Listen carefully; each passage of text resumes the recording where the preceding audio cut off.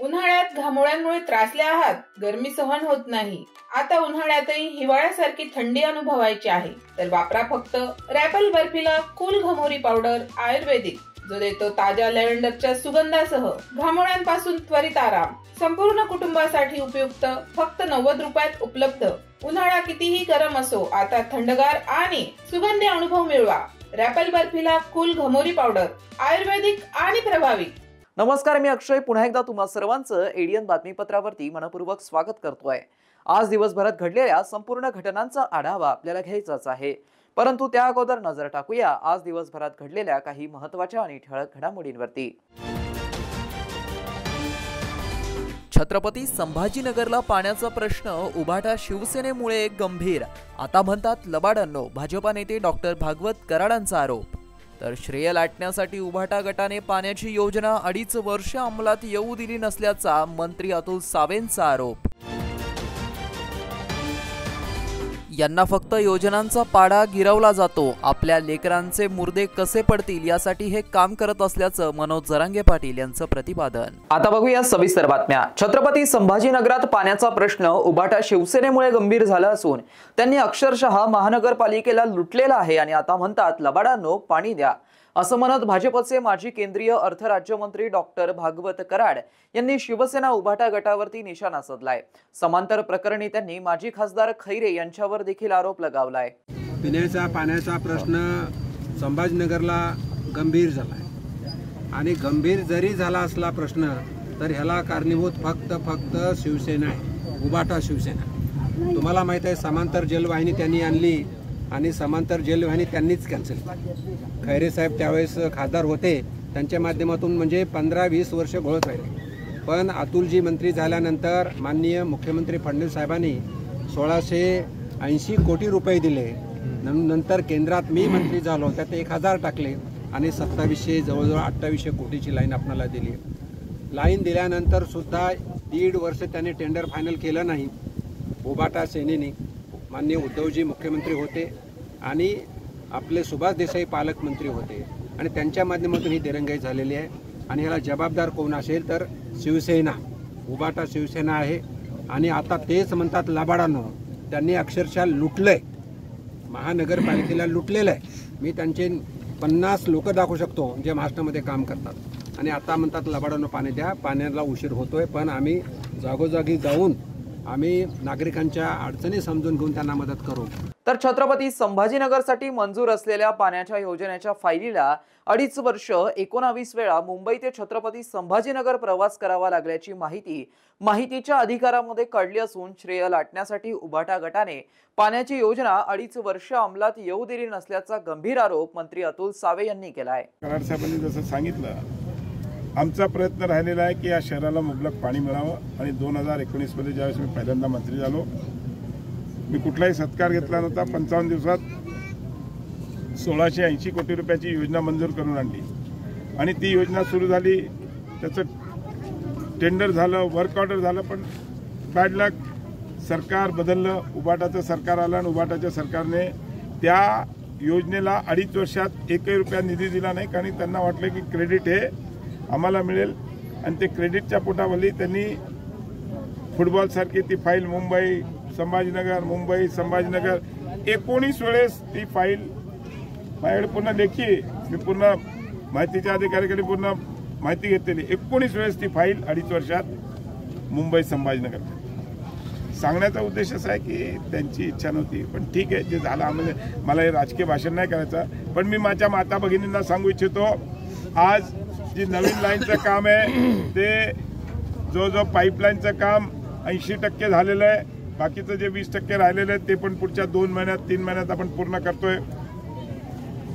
Filtration plant जो फारोळ्याला आहे त्या प्लांटचं पण 3 टाक्याचं काम झालंय, दुसऱ्या 3 टाक्याचं ह्याचं काम चालू आहे. पण 3 टाक्यामध्ये आपल्या शहरामध्ये मुबलक पाणी मिळू शकते. त्याच पद्धतीने पाईपलाईनचं पाणी पण जवळजवळ जे पैठणहून संभाजीनगरला आणणारं पाणी आहे, जी 2500 ML ह्याची पाईपलाईन आहे.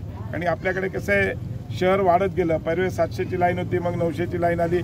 पण शहराचं वाढत आता उभं पण वाढते, व्हर्टिकल पण वाढते. आता तुम्हीच म्हणले हाऊसिंग पार्क तिकडे होता, आता कुठपर्यंत आला. अशा पद्धतीने वाढत असताना शहराची पाण्याची रिक्वायरमेंट ही वाढलेली आहे. पाण्याच्या टंचाईत दिलासा देण्यासाठी भाजपच्या वतीने नागरिकांसाठी पुढाकार घेत मोफत टँकर सेवा सुरू करण्यात आली असून याचा शुभारंभ भाऊसिंगपुरा येथून मंत्री अतुल सावे व माजी मंत्री डॉक्टर भागवत कराड यांच्या हस्ते करण्यात आलाय. आपल्या शहरात सध्या पाण्याची तीव्र टंचाई निर्माण झाली असून अनेक नागरिक या समस्येने त्रस्त आहेत.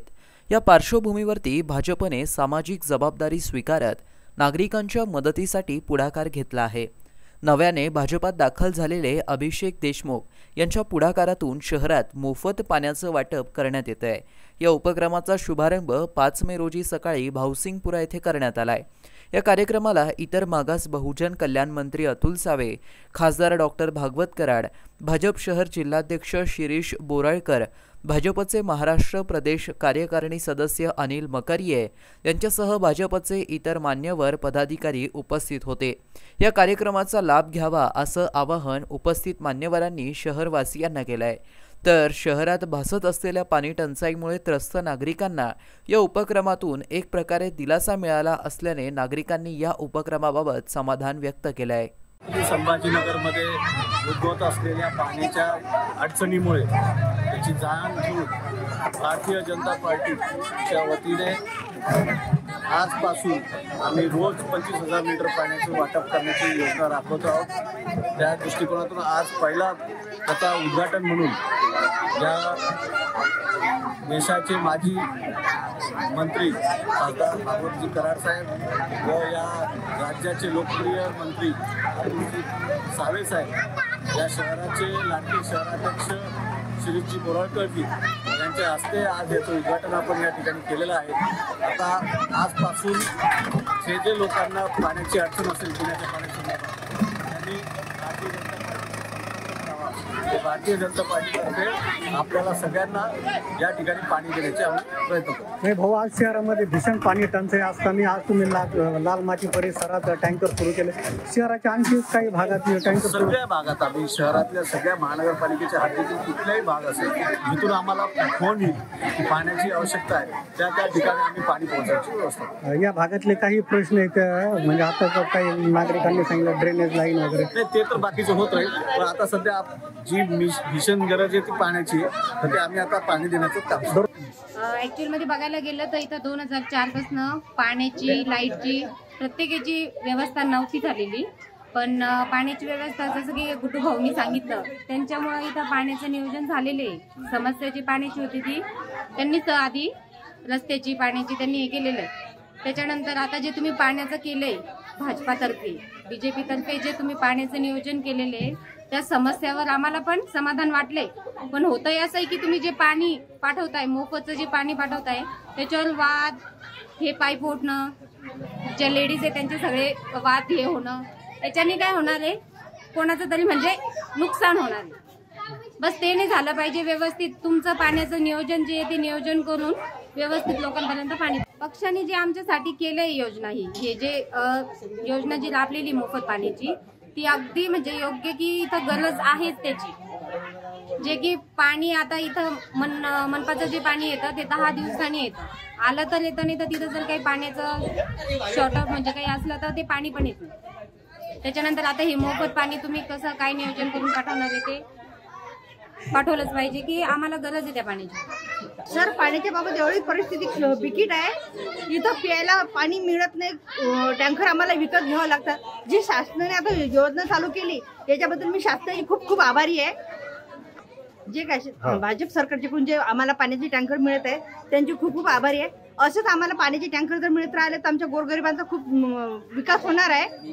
आणि शासनाने असंच नेहमी पण पाणी देताना हे बघायचं की खरोखर जे गरीब वस्तीतले लोक आहेत त्यांना मिळून राहिलं की दुसऱ्यांना मिळून राहिलं. पाणी घेताना भांडणं झालं नाही पाहिजे, स्वतः त्यांनी पाईप फिसकून घेतला नाही पाहिजे. शासनाचा जो माणूस तुम्ही ठेवलेला त्यांनीच व्यवस्थित ते पाणी दिलं पाहिजे, तरच गोरगरिबांना ते पाणी मिळणार आहे. टँकर येऊ लागलं, आम्हाला खूप छान वाटतंय. पाणी आलं पाहिजे आणि खरोखर भाजपाने आम्हाला जर मदत केली तर आम्ही देखील भाजपाला वरच आणण्याची आम्ही उमेदवाराला मदत करू.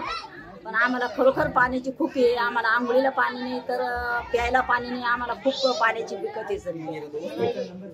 येत्या आठवड्यामध्ये उकाडा घटणार असल्याचे संकेत पर्यावरण तज्ज्ञांनी दिले असून त्या अनुषंगाने सोमवारी वातावरणामध्ये अचानक बदल दिसून आलाय. काही ठिकाणी तुरळक पाऊस पडलाय तर काही ठिकाणी सुसाट वारे वाहत असल्याचं चित्र छत्रपती संभाजीनगर जिल्ह्यात दिसून आलंय. तर मराठवाड्यामध्ये पुढील काही दिवसांमध्ये काही ठिकाणी पावसाचाही शक्यता वर्तवण्यात आली आहे. मागील आठवड्यापासून तापमानामध्ये घट होत आहे. 28 एप्रिलच्या तुलनेमध्ये रविवारी शहराच्या तापमानामध्ये 3.5 अंशाची घट होत पारा 39 अंशावरती आला होता. येत्या आठवड्यामध्ये 10 मे पर्यंत उकाडा आणखीन कमी होणार असून वादळी वाऱ्यासह हलक्या ते मध्यम स्वरूपाच्या पावसाचीही शक्यता हवामान विभागाने वर्तवली आहे. मागील पंधरवड्यामध्ये तापमान 43 अंशापर्यंत पोहोचल्याने वातावरण चांगलंच उकाडा जाणवत होता. यात हळूहळू घट होत गेली. विशेष म्हणजे ही घट आठवडाभर होणार असून पारा 39 अंशावरून 36 अंशापर्यंत घसरेल असंही हवामान विभागातर्फे स्पष्ट करण्यात आलंय. हवामान विभागाने वर्तवलेल्या अंदाजानुसार गुरुवारी जिल्हाभरामध्ये गारा आणि विजांच्या कडकडाटासह पाऊस पडण्याची शक्यता वर्तवण्यात आली आहे. किमान तापमान 24 अंश तर कमाल तापमान 37 अंशावरती राहील. दिवसभर हवामान ढगाळ राहणार असल्याचंही हवामान विभागानं स्पष्ट केलंय. याशिवाय 5 ते 7 मे दरम्यान सुद्धा गारांचा पाऊस पडण्याची शक्यता वर्तवली जात असताना सोमवारी वातावरणामध्ये अचानक बदल दिसून आला. काही ठिकाणी तुरळक पाऊस पडला तर काही ठिकाणी सुसाट वारं वाहत असल्याचं चित्र छत्रपती संभाजीनगर जिल्ह्यामध्ये दिसून आलंय. तर मराठवाड्यात पुढील काही दिवसांमध्ये काही ठिकाणी पावसाची शक्यता वर्तवण्यात आली आहे. शहरवासियांना एक सुवर्ण संधी. तुम्ही एखादा व्यवसाय करताय का? मग ईडीएनवरती जाहिरात करा आणि मिळवा व्यवसायात मोठा फायदा. तर वाट कसली बघत आहात? आत्ताच खाली दिसत असलेल्या नंबरवरती संपर्क साधा. आपल्याला अजूनही काही बातम्यांचा आढावा घ्यायचा आहे, परंतु इथे वेळ झाली आहे का छोट्याशा ब्रेकची. कुठे जाऊ नका, पाहत रहा एडीएन न्यूज.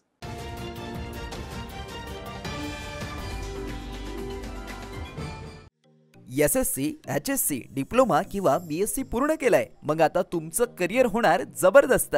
सिपेट म्हणजे central institute of petrochemicals engineering and technology ही भारत सरकारची नामांकित स्वायत्त संस्था घेऊन आली आहे आपल्या सर्वांसाठी एक सुवर्ण संधी.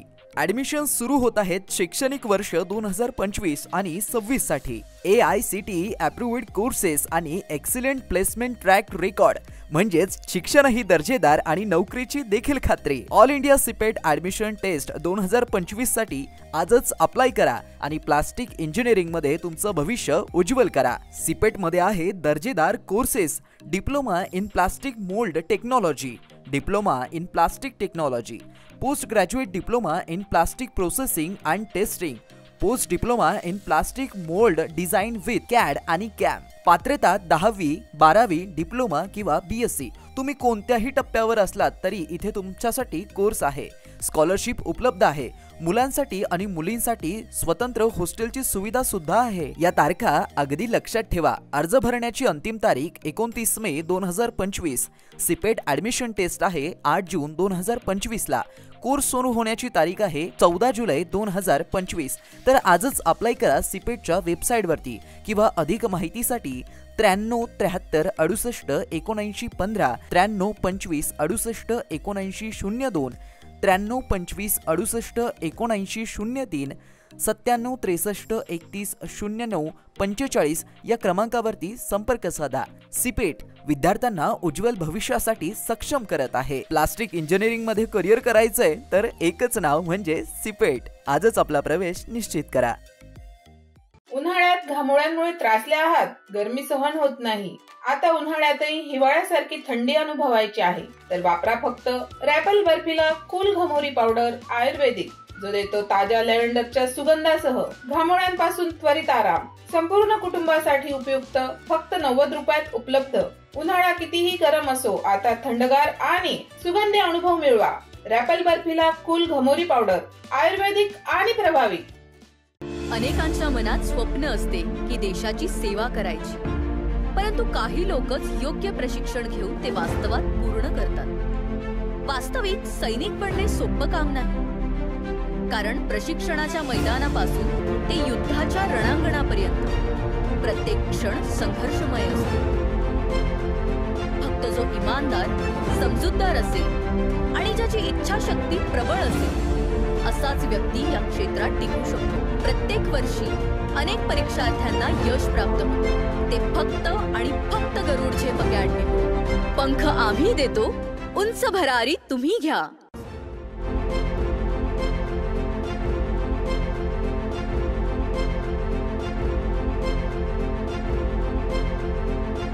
शिक्षण असो किंवा नोकरी, कुठल्याही कामानिमित्त छत्रपती संभाजीनगर येथे येत असाल तर तुमच्या घरगुती जेवणाची चिंता आता मिटली.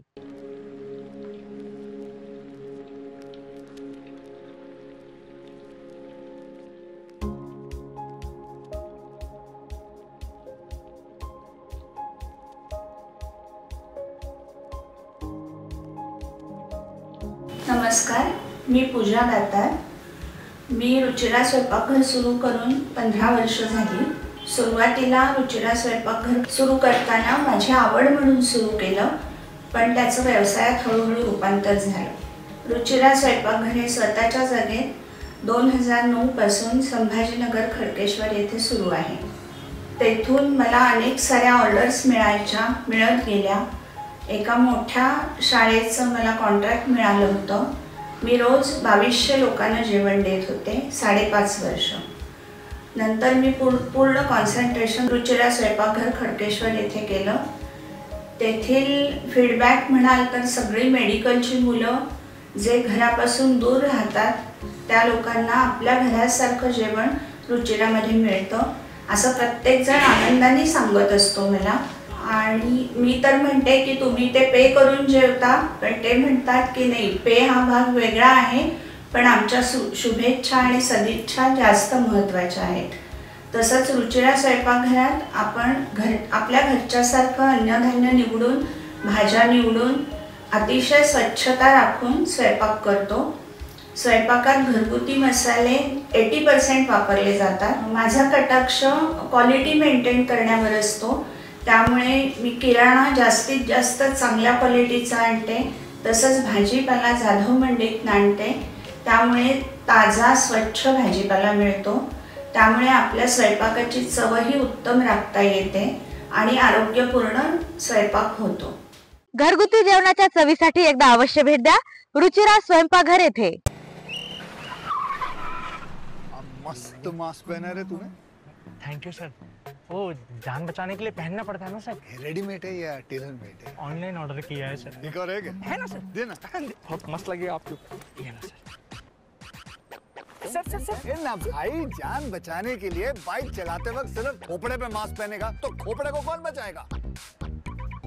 समझ गया सर. हेलमेट ऑनलाइन ऑर्डर कर, वरना हमेशा के लिए ऑफलाइन हो सकता है. Okay sir. ये ले.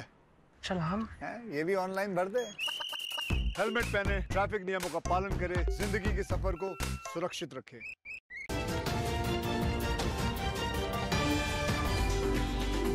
ब्रेकनंतर पुन्हा एकदा स्वागत. आपण बघत आहात एडीएन बातमीपत्र. जम्मू काश्मीर येथील पहलगाम येथे घडलेल्या अतिरेकी हल्ल्यानंतर त्या हल्ल्याचा निषेध नोंदवण्यासाठी कन्नडचे माजी आमदार यांनी चलो पहलगामचा नारा लगावला असून ते स्थानिक कार्यकर्त्यांसह पहलगाम येथे पर्यटनासाठी जाणार असल्याची माहिती त्यांनी जारी केलेल्या एका व्हिडिओद्वारे दिली आहे. जय श्रीराम. ज्याही लोकांना पहलगामला यायचं असेल त्यांनी माझ्यासोबत येण्यासाठी आज दिवसभरात माझ्या कार्यालयाशी संपर्क करावा. याचं मुख्य कारण असं आहे की आपले राज्यकर्ते नाकर्ते झालेत. समोरच्यांना असं वाटू नये की कधी पण घुसता येतं, कधी पण ठोकता येतं. हिंदू कोण आहे, मुस्लिम कोण आहे असा द्वेष आपल्याला पसरवता येतो गोळ्या घालून त्यांना जे हिंदू आहेत. आणि म्हणून मी एक पुढाकार घेतोय की तिथे जाऊन पहलगामला आपण भगवा ध्वज गाडायचा. कारण मारलंय हिंदूंना म्हणून भगवा ध्वज. आणि तिथे भगवा ध्वज गाडून तिथे आपलं गीत आपण सादर करायचं. मी जनगण म्हणणार नाही, कारण जनगण मन याच्या संदर्भातलं जो माझा आक्षेप आहे, किंबहुना एक क्युरिओसिटी आहे की ते का म्हणावं, त्याचं उत्तर अद्यापपर्यंत सरकारने मला दिलेलं नाही. म्हणून मी माझं गीत म्हणणार आहे. ज्यांनाही यायचं असेल त्यांनी यावं. सरकार जिथं कमी तिथं आम्ही. सरकार कमी पडले आम्ही जाऊन येणार. कुठल्याही अतिरेक्यानं कोणाला वाटतं का म्हणे की कसंही घुसू शकतो, 4 पुढारी खिशात टाकले की काही करू शकतो, आणि तिकडे आम्ही जाऊन सरकारला पण काय सांगायचं ते सांगणारच आहोत. धन्यवाद. ज्यांना यायचं त्यांनी यावं. नोंदणी आज संध्याकाळी संपते. नाही तर मी एकटा पण काफी आहे. तुम्हाला तर माहिती आहे भोंगे एकट्याने बंद केलेत. अर्थात सगळ्यांनी सहकार्याच्या भरोशावरच, पण पुढाकार तर घेतलाच ना बॉस. हे पण कमी करायला मी कमी नाही करणार. भारत माता की जय. छत्रपती संभाजीनगर येथील निशा बाफना कॅपिटल इमारतीला आग लागल्याची घटना घडली असून या घटनेमध्ये आदित्य बिर्ला कार्यालय जळून खाक झालंय. तर आग सेंट्रल एसी शॉर्ट सर्किटमुळे लागली असल्याची कारणं पुढे येत आहेत. छत्रपती संभाजीनगरामध्ये सेंट्रल एसी मध्ये शॉर्ट सर्किट होऊन लागलेल्या भीषण आगीमध्ये आदित्य बिर्ला कॅपिटल या फायनान्स आणि इन्शुरन्स कंपनीचं कार्यालय जळून खाक झाल्याची घटना घडली आहे. जालना रोडवरील मोंढा उड्डाणपुलासमोरील निशा बाफना इमारतीमध्ये ही घटना घडली आहे. निशा बाफना इमारतीच्या 3ऱ्या मजल्यावरती आदित्य बिर्ला फायनान्स आणि इन्शुरन्स कंपनीच्या कार्यालयामधून अचानक धुराचे लोट बाहेर येत होते. तेथील सुरक्षा रक्षक आणि नागरिकांच्या निदर्शनास आलं. त्यांनी घटनेची माहिती अग्निशमन विभागाला दिली. घटनेची माहिती मिळताच अग्निशमन दलाचे बंब घटनास्थळी दाखल झाले. अग्निशामक दलाच्या जवानांनी अथक परिश्रम करून सदर आग आटोक्यात आणली. विभागाने 1 तासाच्या आत 1 बंब आणि 3 पाण्याच्या टँकरच्या सहाय्याने ही आग आटोक्यात आणली. या घटनेमध्ये कुठलीही जीवितहानी झाली नसल्याची माहिती समोर येत आहे. अजंठा अर्बन कोऑपरेटिव्ह बँक क्रांती कृतीमार्फत पोलिसांनी तपास व्यवस्थित न केल्याबद्दल तसेच आरोपींना पाठीशी घालून MPID कायद्याअंतर्गत सूट दिली. या प्रशासक यांनी अजून कर्ज वसुलीसाठी काहीही ठोस पावलं उचलले नाहीत. त्यामुळे खातेदारांनी निषेध नोंदवत क्रांती चौक येथे धरणे आंदोलन करण्यात आलंय. त्यांच्या मागण्यांबाबत माध्यमांशी बोलताना अधिक माहिती देण्यात आली आहे. आंदोलन याच्यासाठी आलंय की बँकेमध्ये जवळपास 2006 पासून ते 2023 पर्यंत या लोकांनी बँकेच्या अधिकारी कर्मचारी संचालक मंडळांनी यांनी सगळी बँक पोखरून काढली व त्यावेळेस RBIला जागा आली. असं म्हणायचं आहे आम्हाला की RBI इतक्या वर्ष जे ऑडिट रिपोर्ट बँकेचे घेत होती तर ते ऑडिट रिपोर्ट सुद्धा RBI सुद्धा सामील आहे का काय याच्यामध्ये, आणि आतापर्यंत जे काही ऑडिट वगैरे झाले त्यावर आमचा विश्वास नाही आहे. आमच्या वडिलांपासून मी जवळपास 1996 पासून 97 पासून बँकेचा खातेदार आहे. तेव्हापासून अजूनपर्यंत आम्ही फक्त पोटाला चिमटा घेऊ आमची सगळी हे केलेलं आहे, जमा केलेले आहे. त्यातले फक्त DICC कडून आम्हाला क्लेम मिळाले आहे 5 लाख रुपये. यामध्ये आमच्या आईचे सुद्धा पैसे अडकलेले आहेत 10-12 लाख रुपये. अंदाजे 20,000 ठेवीदार आहे दोन्ही शाखा मिळून. बँक यामध्ये सगळ्यात जास्त घोटाळा हा बँकेचे अधिकारी व कर्मचारी यांनी मिळून केलेला आहे. त्यांची किती रकमेचा घोटाळा? जवळपास 200 कोटीचा घोटाळा असेल, 200-250 कोटीचा तरी. आणि ऑडिटमध्ये फक्त 64 कोटीचा दाखवण्यात आलेला आहे. अजंठा बँकेत मी गेली 20 वर्षापासून माझे 20 लाख रुपये होते. त्यातले फक्त 10 लाख आले. 10 लाख रुपये माझ्या बाकी आहे. माझ्या डोळ्याच्या ऑपरेशनला देखील आता माझ्याकडे पैसे नाही. शेवटी मी उधारीवर डोळ्याचं ऑपरेशन केलं. झांबडने आम्हाला चांगलं फसवलंय. झांबडला चांगली शिक्षा झालीच पाहिजे. काय बँकेचे अधिकारी कर्मचारी हे सर्वांनी घोटाळा केलेला आहे. आमचे बँकेमध्ये जवळजवळ 55 लाख रुपये भरलेले आहे आम्ही. त्याच्यामध्ये आम्हाला फक्त 15 लाख रुपये आलेले. त्याच्यामध्ये माझ्या मालकाची मानसिक स्थिती बिघडलेली. ते मानसिक रोग तज्ञ झालेले. माझ्या घरात परत एक मुलगी सोडून दिलेली, ती सुद्धा आम्हाला सांभाळायची. आणि आमच्यावर अशी वेळ आलेली आहे की आमचं दुःख आम्ही कोणाला सांगू शकत नाही. आम्हाला कोणी सहकार्य केलेलं नाही. आम्ही जेव्हा कोर्टात केस टाकली त्याच्यामध्ये की आम्हाला काही थोडंही सहकार्य मिळालेलं नाही.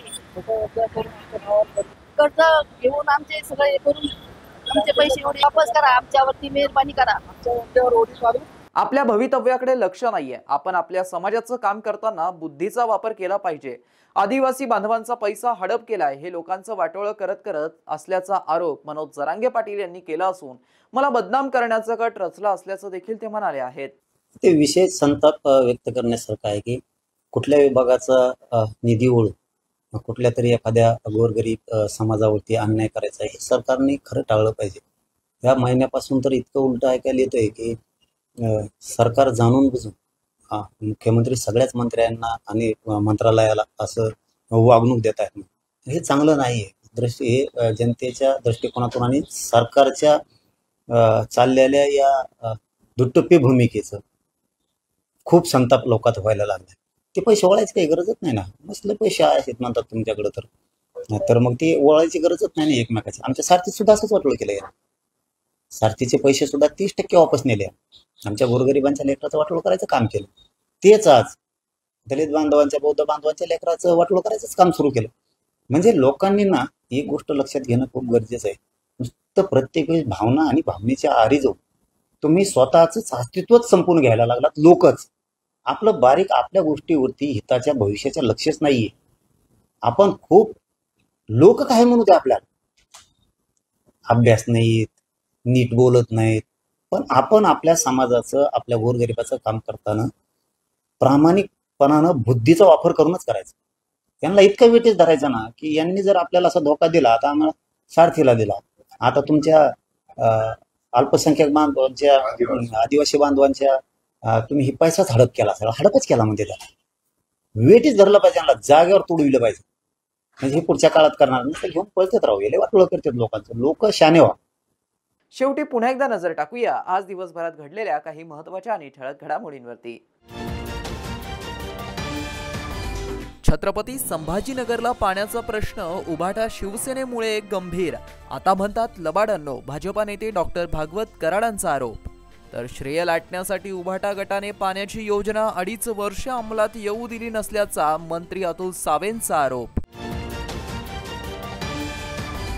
यांना फक्त योजनांचा पाडा गिरवला जातो, आपल्या लेकरांचे मुर्दे कसे पडतील यासाठी हे काम करत असल्याचं मनोज जरांगे पाटील यांचं प्रतिपादन. आणि याबरोबरच हे बातमीपत्र इथे संपलं. पुन्हा भेटूया पुढील बातमीपत्रात. तोपर्यंत पाहत रहा आपल्या हक्काचं बातमीपत्र एडीएन न्यूज. उन्हाळ्यात घामोळ्यांमुळे त्रासले आहात, गरमी सहन होत नाही, आता उन्हाळ्यातही हिवाळ्यासारखी थंडी अनुभवायची आहे, तर वापरा फक्त रॅपल बर्फीला कूल घमोरी पावडर आयुर्वेदिक, जो देतो ताज्या लॅव्हेंडरच्या सुगंधासह घामोळ्यांपासून त्वरित आराम. संपूर्ण कुटुंबासाठी उपयुक्त, फक्त 90 रुपयात उपलब्ध. उन्हाळा कितीही गरम असो, आता थंडगार आणि सुगंधी अनुभव मिळवा. रॅपल बर्फीला कूल घमोरी पावडर आयुर्वेदिक आणि प्रभावी.